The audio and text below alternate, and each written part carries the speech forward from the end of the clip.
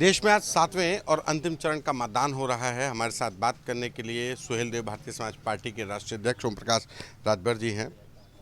7वें चरण पार्टी के महासचिव अरविंद राजभर यहाँ से प्रत्याशी हैं। कितने आश्वस्त हैं, क्या लग रहा है, माहौल क्या है? हम लोग 100% आश्वस्त हैं।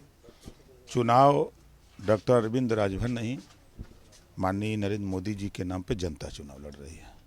ये बड़ी मज़े की बात है कि मोदी जी के कामों पर, उनके विकास के नाम पर और उन पर भरोसा करके जनता चुनाव लड़ रही है। जो काम उन्होंने 10 साल में किया वो 60 साल में कोई नहीं किया।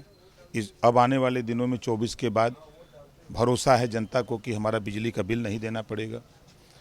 महिलाओं को 33% आरक्षण राजनीति में लागू हो जाएगा। 3 करोड़ महिलाओं को लखपति दीदी बनाने का जो तैयारी हो रही है उसको मोदी जी करेंगे, क्योंकि मोदी जी जो कहते हैं वो करते हैं। इस नाते जनता को भरोसा और विश्वास है। जनता मन बना चुकी है मोदी जी को प्रधानमंत्री बनाने के लिए। प्रत्याशी तो एक समझ लीजिएगा प्रक्रिया है, लड़ाई कहीं नहीं है।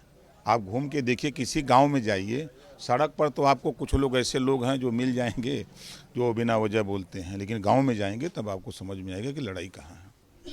जो घोसी सीट है इस पर बीजेपी सिर्फ एक बार जीती है, वरना ये कल्पनाथ राय का गढ़ कहा गया। इस पर बीएसपी जीतती रही 2019 का भी चुनाव।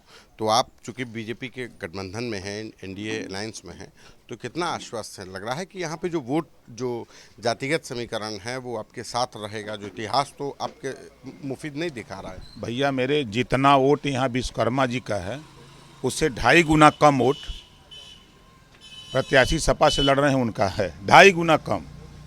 कैसे जीतेंगे? मजे की बात, रसड़ा में 1 वोट नहीं है, कैसे जीतेंगे?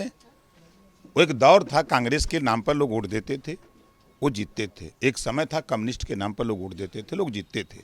आज मोदी जी के नाम पर लोग वोट दे रहे हैं, तो कहाँ से सवाल खड़ा होता है?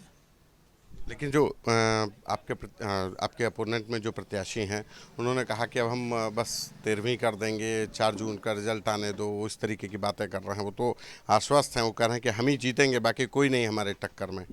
कि वो जान रहे हैं कि हमको लौट के बंगलौर जाना है।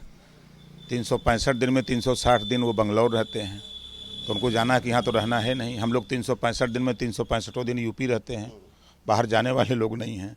तो वो जितना आश्वस्त हैं, वो एक नाई बार बना रहा था तो बार बनवाने वाला पूछा कितना बार है, कहा हम छील रहे हैं, निचवा गिर रहा है, गिनते जाओ मालूम हो जाएगा। तो वो जब 4 तारीख को गिनती होगी तो उनको पता लग जाएगा कि कितना वोट उनका है कितना नहीं है, समझ में आ जाएगा। जमानत बच जाए यही बहुत है। प्रधानमंत्री जी मेडिटेशन कर रहे हैं तो विपक्षी सवाल उठा रहे हैं। विपक्ष के पास है क्या? विरोध के जवाब कुछ है नहीं, सबको छूट है संविधान में, सब लोग अपने अपने धर्म से माने पूजा करें। आप तो भगवान राम को भी नहीं माने, 500 साल बाद मंदिर बना और स्पीकर महोदय ने कहा चलो, तो आप लोगों ने विरोध कर दिया। हर काम का विरोध आप करते हो, अच्छा काम भी हो रहा तो उसका भी विरोध करते हो। तो उनका एक लक्ष्य विरोध करना और कोई काम नहीं है।